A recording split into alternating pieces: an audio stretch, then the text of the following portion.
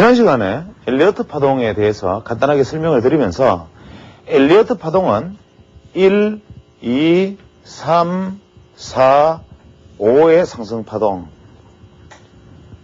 A, B, C의 3개의 하락 파동을 가진다 이런 말씀드렸습니다. 이것이 우리가 보통 하나, 둘, 셋의 봉우리가 시세의 마감을 의미한다는 사케다의 3존 이론이나 같은 이론에 지나지 않는다. 같은 데 주목을 했다라고 말씀드렸고, 다만 엘리어트가 여기에서 달랐던 점은 이러한 어떤 패턴이나 모양은 누구나 발견할 수 있었지만 이것의 높이, 이것의 거리에 눈을 떴다는 거죠. 그러나 안타깝게도 엘리어트의 저서 중에는 이 부분에 대한 설명은 나와 있으나 엘리어트가 마지막 사망 전에 쓴 책에 시간이 쫓겨서 시간에 대한 것은 숙제로 남긴다라고 되어 있습니다. 그래서 이 숙제로 남긴 부분에 대한 비밀을 풀어보려고 우리 차트 프로그램 같은 데 보면 피보나치 타임 이러한 지표들이 나와 있게 됩니다. 그런데 첫 시간에 말씀드린 것처럼 엘리어트가 파동을 발견한 이후에 피보나치의 수라는 저서를 콜린스에게 선물을 받고 그때부터 파동을 완성지었다라고 말씀드렸는데, 피보나치가 뭐냐? 주식시장에서 우리가 피보나치는 피보나치 조정 비율로 많이 알려져 있습니다. 어지간히 투자하시는 분들은 다 알 거고, 아주 전문 투자자가 아니시거나 아직까지 주식 기술적 분석에 큰 경험이 없는 분들은 전문가들이 가끔 33%의 조정을 완료했다, 50% 선의 지지를 기대한다, 혹은 68%, 66% 선의 지지를 기대한다, 이런 이야기를 많이 들어보셨을 겁니다. 이런 이야기들이 그냥 나오는 게 아니라 이 피보나치라는 사람이 또 멋있는 사람입니다. 우리가 이 경제의 역사를 보면 그것이 철학의 역사이기도 하고 우주의 역사이기도 하죠. 예를 들면 이 피보나치라는 사람은 중세에 이탈리아 수학자입니다.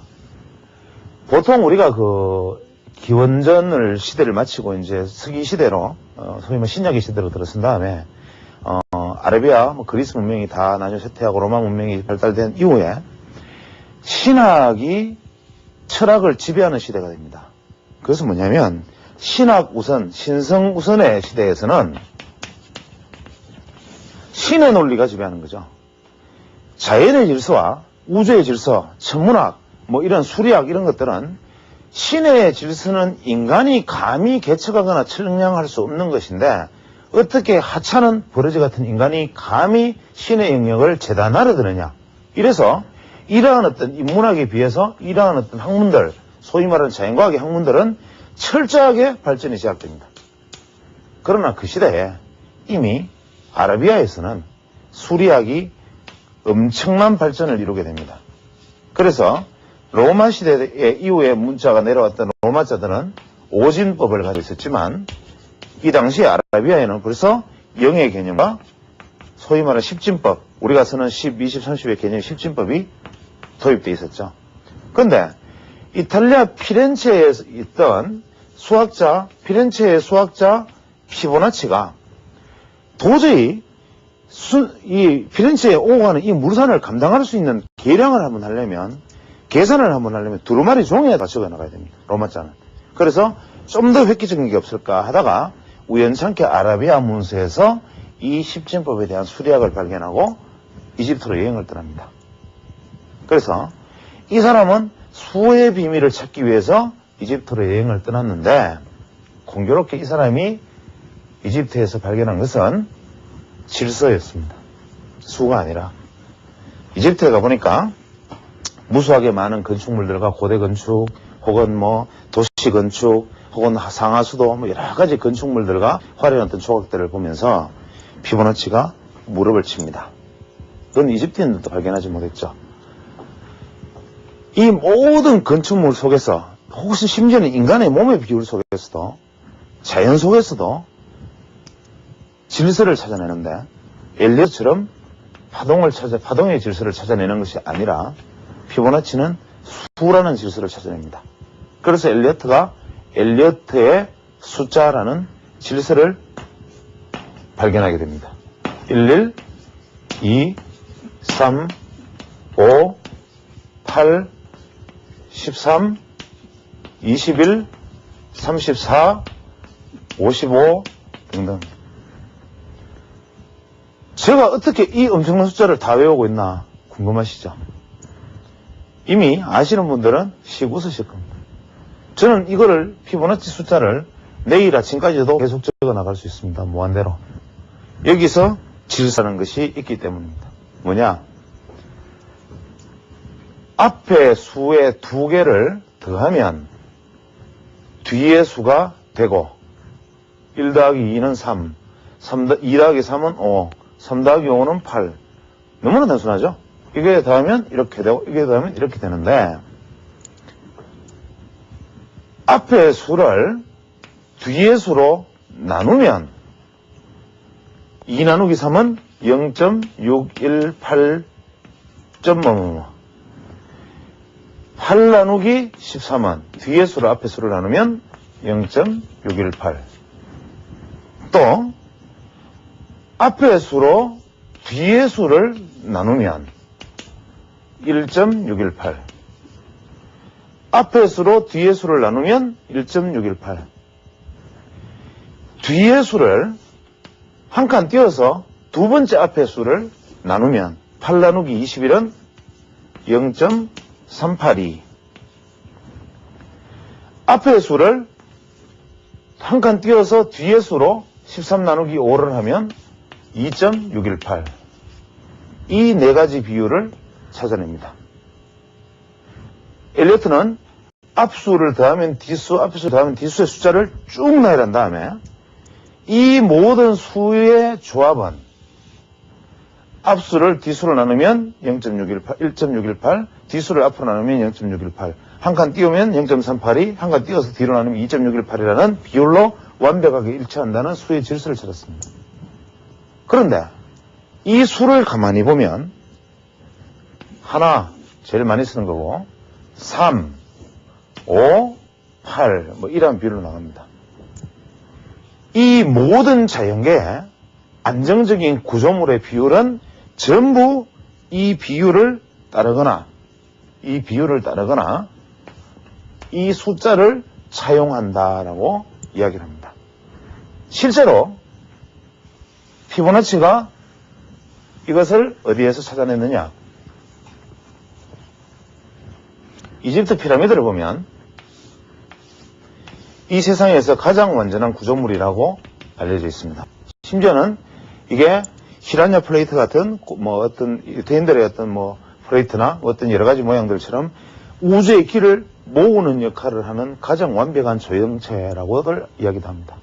그런데 이 이집트 피라미드의 비율은 밑변 대비 높이가 1.618배.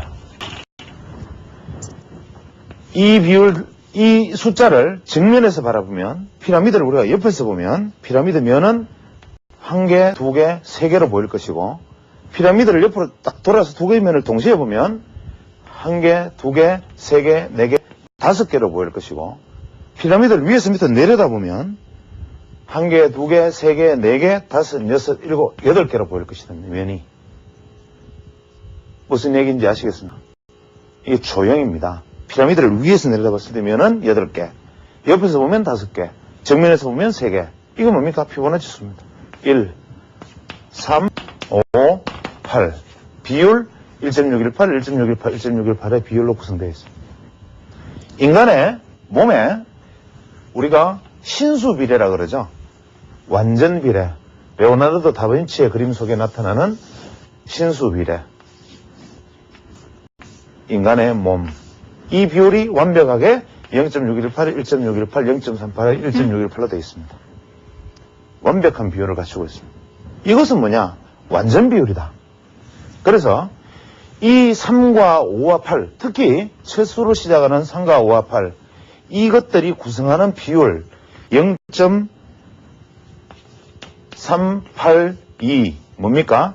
38.2% 1.618 61.8% 이러한 비율들이 바로 주식에서 조정 비율과 상승 비율로 사용이 됩니다. 즉 엘리어트는 여기에서 질서를 발견을 하게 됩니다.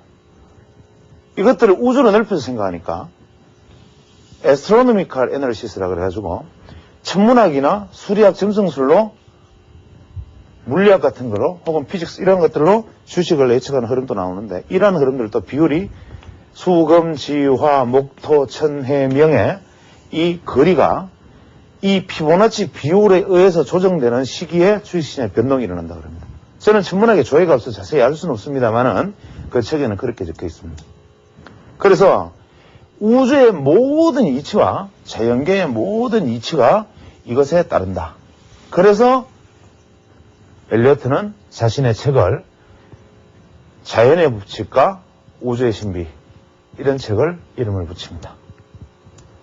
그래서 엘리어트는 주식시장의 파동을 정의를 할 때 1, 2, 3, 4, 5 이렇게 패턴을 자기가 발견을 했는데 피보나치의 책을 보고 인간의 몸이든 건축물이든 자연이든 대상이든 조각이든 그것이 질서가 있다는 것을 깨닫고 그럼 이 파동의 질서가 존재할 것이다는데 주목을 한 거죠. 그래서 엘리어트가 조사를 해서 그 비율을 각자 대입을 해보니까 어떤 결론이 내려졌느냐. 이 첫 번째 상승 파동에 1.618배의 길이로 세 번째 파동이 상승하다. 혹은 최대 상승폭은 2.618배의 상승을 보이는 수가 있다. 하락도 첫 번째 이 하락의 길이보다 1.618배에서 2.618배의 하락의 폭을 보이는데 거의 대부분 1.618배가 정답이더라. 그 다음에 엘리어트 파동도 1, 2, 3, 4, 5 만들어 놓고 보니까 5개의 파동은 피보나치의 수 5를 따르고 하락 파동 A, B, C 3개도 피보나치의 수 3을 따르고 있더라. 자기가 만들어 놓고 봐도. 그 다음에 더 놀라운 것은 이러한 어떤 큰 파동 안에 다시 세부 파동이 존재하는데 이러한 상승 파동은 역시 소파동으로 다시 구성되어 있습니다. 하나, 둘, 셋, 넷, 다섯 소파동으로. 조정 파동은 3개로 A, B, C 그렇겠죠. 또 1, 2, 3, 4, 5 A, B, C 1, 2, 3, 4, 5 A, B, C 1, 2, 3, 4, 5 A, B, C 1, 2, 3, 4, 5 이렇게 구성된 이 숫자도 이 총파동의 숫자도 피보나치 비율을 따른다. 28파동. 또 이 파동을 다시 하나 둘 셋 넷 다섯 하나 둘 셋 하나 둘 셋 넷 다섯 미세 파동으로 하면 역시 72개의 파동으로 엘리어트의 수를 또 따른다. 피보나치 수를. 그래서 이 파동을 아무리 세분화해도 피보나치의 수를 계속 따르고 있더라. 그래서 자기 스스로도 이것이 자연의 신비, 우주의 신비, 자연의 법칙을 따르고 있다는데 스스로 최면이 걸립니다. 그래서 엘리어트가 실제로 책에서는 상당한 오바를 합니다. 그래서 그 오바한 부분들을 제거하고 그 다음에 자신의 이야기와 자신의 해석 방법을 집어넣은 프레이트 버전의 엘리어트 파동이 일단 국내에 알려져 있는 엘리어트 파동 이론입니다. 그래서 다시 엘리어트 파동으로 돌아가면 이러한 고대의 수학자, 중세 수학자 피보나치가 발견한 피보나치의 수가 엘리어트의 웨이버, 파동과 만나면서 이것이 만들어낸 화학작용과 상승작용이 현재 어떤 우리가 알고 있는 엘리어트 파동의 모습으로 나타났다 이 이야기입니다. 그런데 이제 엘리어트 파동을 누차 제가 강조하는 이유는 이 파동의 패턴을, 그림을 외우시라는 거죠.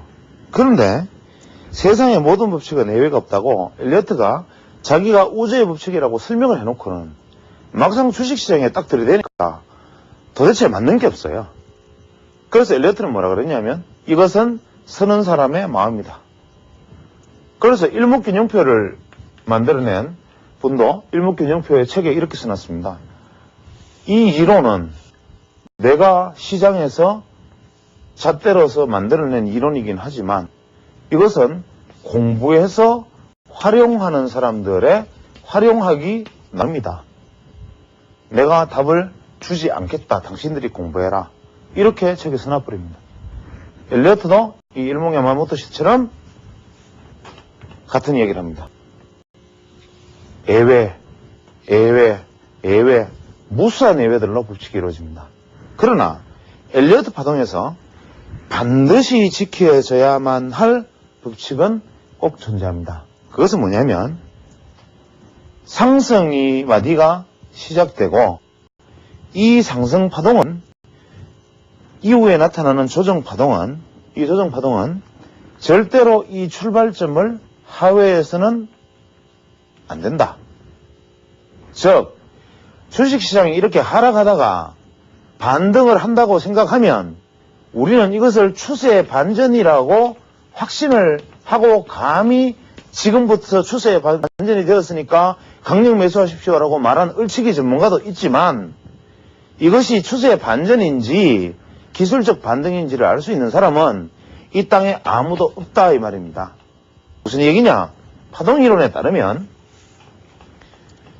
하락을 추세를 마무리 지었던 주가가 반등을 해서 조정을 받은데 이 조정이 상승의 출발점을 넘어서지 않는 것을 확인하고 새로운 파동으로 이 고점을 넘어서는 것을 확인을 해야 새로운 파동이 상승 파동이 진행되고 있다는 것이 확인이 된다 이 말입니다.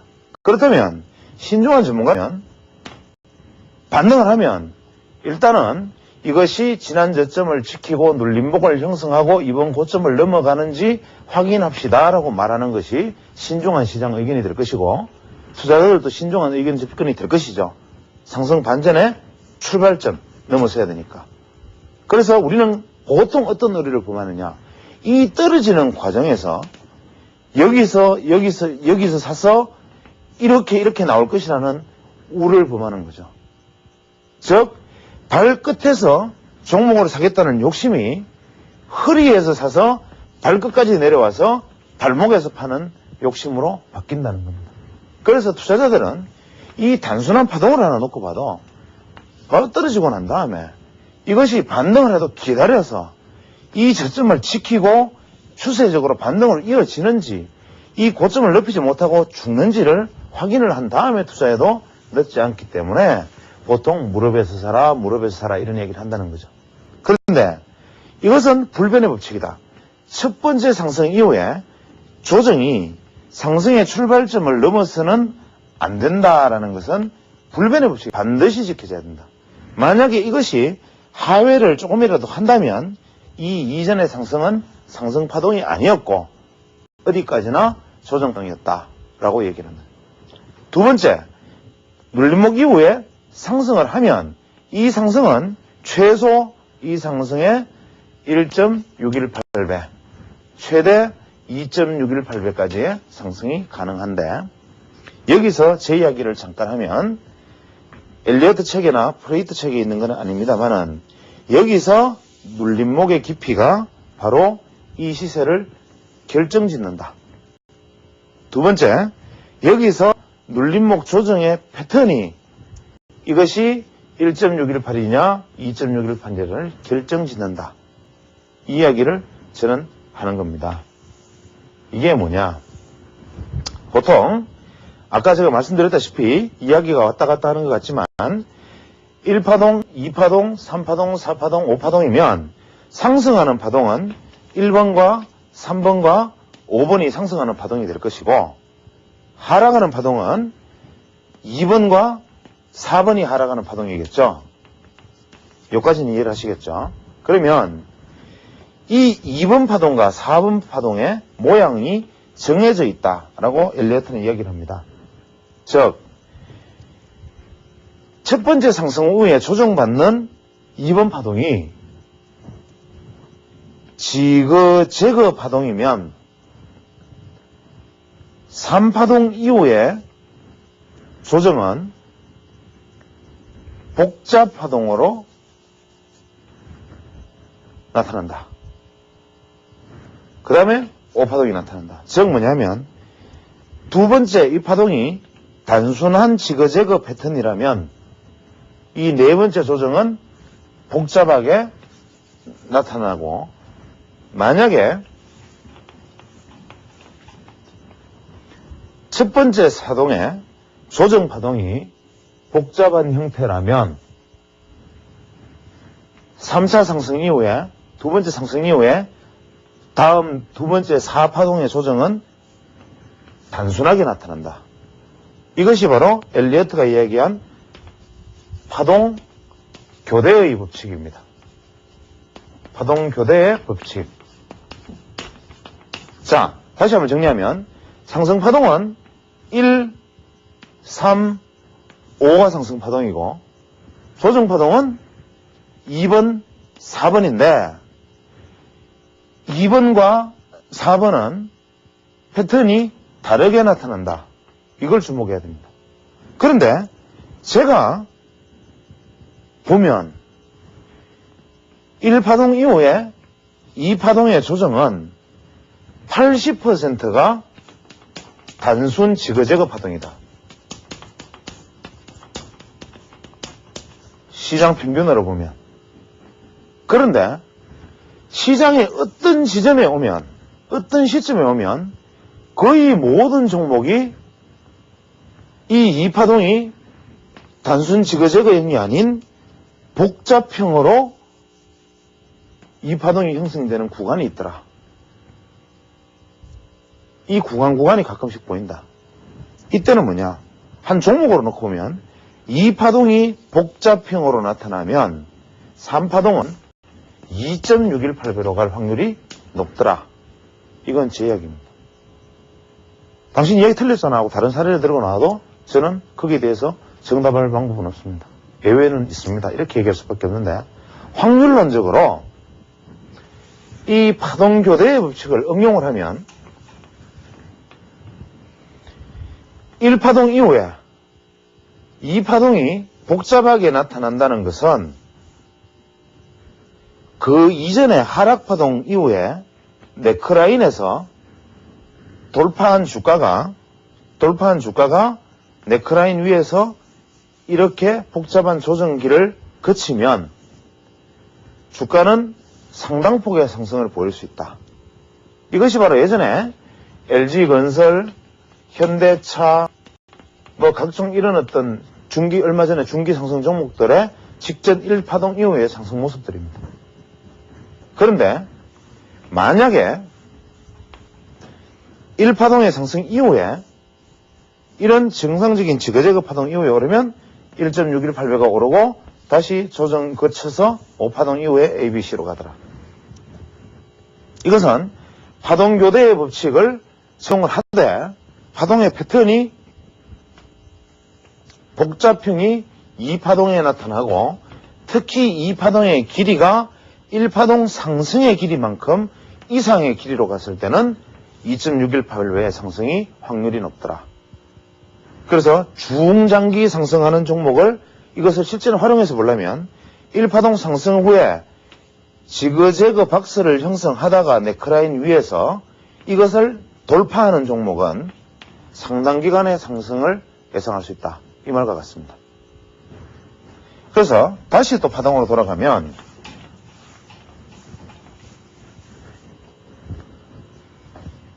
1, 2, 3, 4, 5파동 중에서 이 네 번째 파동은 다시 이 첫 번째 파동의 고점을 하회해서는 안 된다. 라는 것이 불변의 법칙입니다. 즉,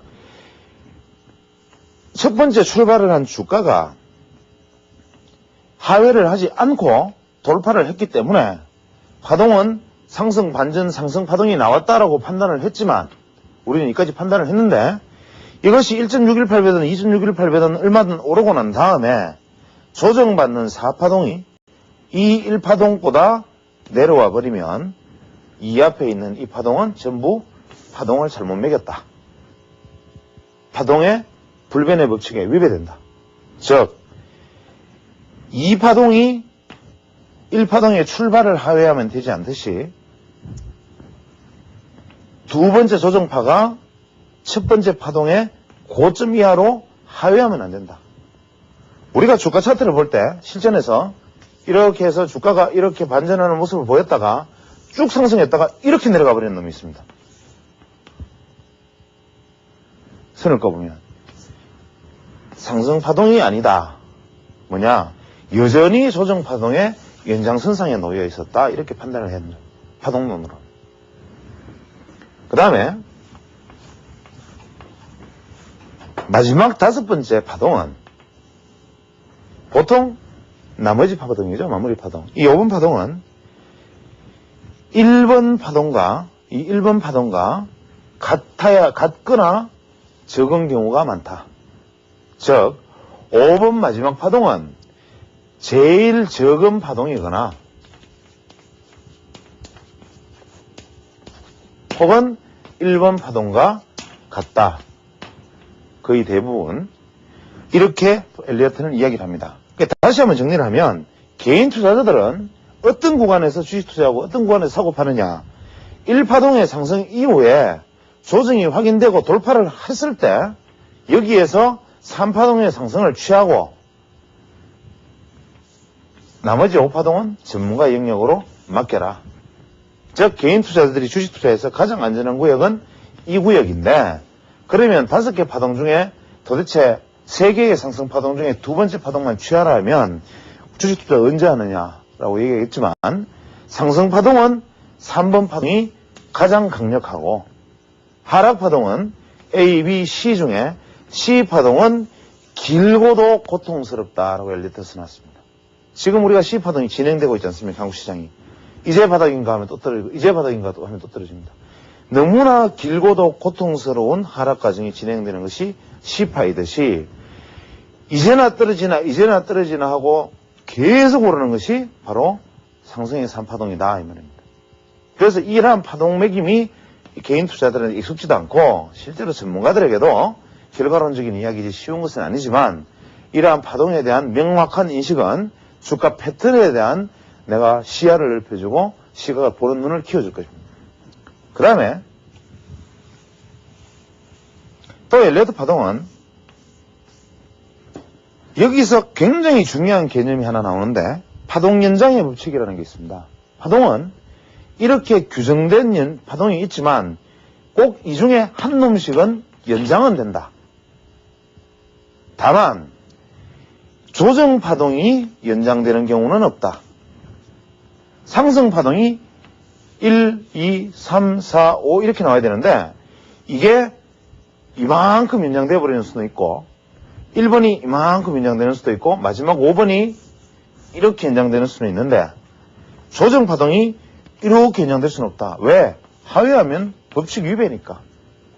그래서 파동 연장의 법칙이라는 게 등장하는데, 이 파동 연장이라는 것이 주식의 천정형과 바닥형이라는 관점에서 볼 때 엄청나게 중요한 개념입니다. 보통 우리가 파동 이론을 이야기하거나 읽었다는 분들이 뭐라고 얘기하느냐면 1, 2, 3, 4, 5 패턴 중에 5번 파동이 연장이 되든 1번 파동이 연장이 되든 엘리트 책에는 이렇게 되어 있죠. 3번 파동은 최소한 가장 짧은 파동일 수 없다. 즉 3번 파동은 무조건 가장 긴 파동이거나 최소한 2등은 해야 된다. 그래서 5번 파동이 이만큼 연장되면 그 다음 긴 파동은 자연히 3번 파동이거나 1번 파동이다. 1번 파동이 이만큼 연장되면 그 다음에 3번 파동, 그 다음에 5번 파동 이렇게밖에 안 나올 것이다. 그런데 우리가 주가를 측량할 때 이런 얘기를 합니다. 주가의 진정 패턴은 V자형 하락, 2중 천장, 3중 천장 혹은 헤드 앤 숄더, 원형 천장 이렇게 얘기하죠. 주가의 바닥은 뭡니까? V자형 바닥, 2중 바닥, 3중 혹은 역헤드 앤 숄더, 원형 바닥 이렇게 얘기합니다. 이것을 전문가들조차도 뚝 떼어서 이야기합니다. 앞에 어떤 사람은 파동에 대해서 자기는 앞에 얘기하고 뒤에 가서는 뭐 이번에는 역헤드, 심지어는 이런 사례도 있습니다. 제가 그냥 어떤 전문가의 이야기를 들으면서 한참 웃었는데, 이번 시장은 역헤드 앤 숄더를 반드시 완성할 것이다. 이 지점에서 주가가 떡 떨어집니다. 연초에 반등을 합니다. 이렇게 이쯤 또 갔을 때 주가는 이쪽이었군요. 역헤드인 숄더의 오른쪽 어깨를 완성하려고 조정받으려 내려갈 것이다. 그래 이렇게 딱 되니까 제가 말씀드린 바와 같이 오른쪽 어깨를 완성지었습니다. 이거는 자기가 지금 무슨 소리 하고 있는지 모르는 겁니다. 내가 지금 무슨 소리 하고 있는지를 모르는 거죠. 상승 1파동을 마무리 지으면서라고 말을 하면서 이렇게 하면 내가 지금 무슨 얘기를 하는지 모른다. 이 말은 무슨 소리냐? 주가의 가장 완벽한 바닥의 형태는 바로 역헤드인 숄더입니다. 3중 바닥이죠. 이것은 주식의 그냥 기본적인 바닥의 패턴이 되어야 되고 특수한 어떤 패턴은 아닙니다. 왜 그런가? 우리가 바닥론적 관점에서 보면 떨어지는 주가는 A, B, C로 떨어지는데 이 떨어지는 주가의 소파동은 하나, 둘, 셋, 넷, 다섯 개의 파동, 하나, 둘, 셋, 넷, 다섯 개의 파동, 반등은 A, B, C 이런 파동입니다. 올라갈 때와 반대죠. 올라갈 때는 1파, 2파, 3파, 4파, 5파가 1파가 하나, 둘, 셋, 넷, 다섯, 떨어질 때가 A, B, C인데 즉 오르는 추세 방향에 따라가는 것이 주추세다. 즉 하락할 때는 하락 방향이 주추세이기 때문에 주추세는 5개의 파동, 주추세와 반대되는 것은 3개의 파동, 주추세와 같은 방향은 5개의 파동이니까 우리가 보통 하락의 A, B, C 중에 마지막 C는 이렇게 소파동 5개로 구성되어 있다 이거죠. 5개 파동으로. 그러면 우리가 어떤 지점에서 주가가 반등을 한다고 생각을 한다면 그 앞에 파동은 하락 파동이어야 된다. 그러면 하나, 둘, 셋, 넷, 5개가 떨어지고 그 다음에 반등을 하면 1, 2, 3, 4, 5가 오르는데 그러면 떨어지는 파동이 1, 2, 3, 4, 5 오르는 파동이 하나, 둘, 셋으로 가면 당연히 역헤드인 숄더는 기본형의 패턴으로 나타나야 된다. 최강경에서 일단 여기까지 패턴으로 정리하고 다음 시간에 나머지 이어서 정리하겠습니다.